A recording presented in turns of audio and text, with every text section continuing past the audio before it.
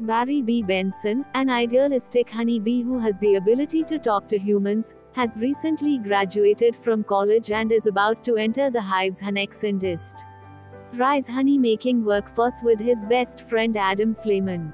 Barry is initially excited to join the workforce, but his ambitious, insubordinate attitude emerges upon discovering that his choice of job will never change once picked. Later, the two bees run into a group of pollen jocks, bees who collect pollen from flowers outside the hive, and they offer to take Barry with them if he is bee enough. While on his first pollen gathering expedition in New York City, Barry gets lost in the rain, and ends up on the balcony of a human florist named Vanessa Bloom.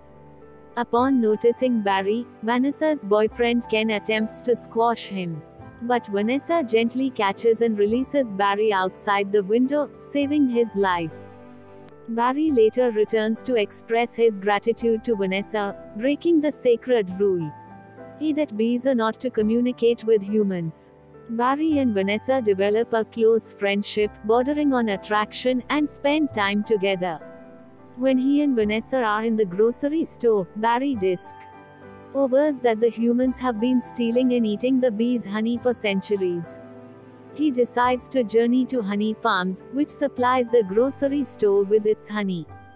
Incredulous at the poor treatment of the bees in the hive, including the use of bee smokers to incapacitate the colony, Barry decides to sue the human race to put an end to exploitation of the bees.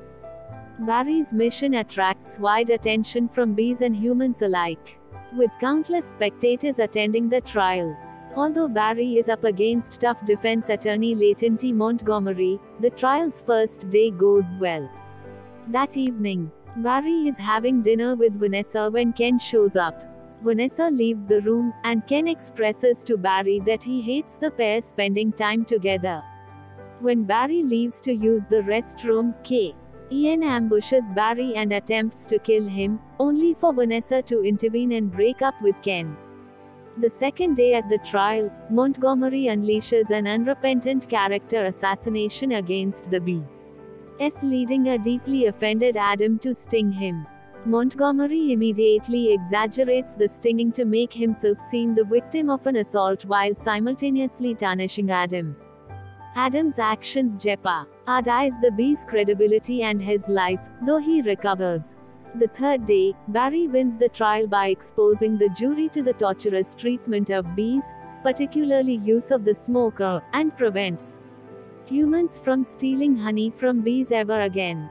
Having lost the trial, Montgomery cryptically warns Barry that a negative shift of nature is imminent.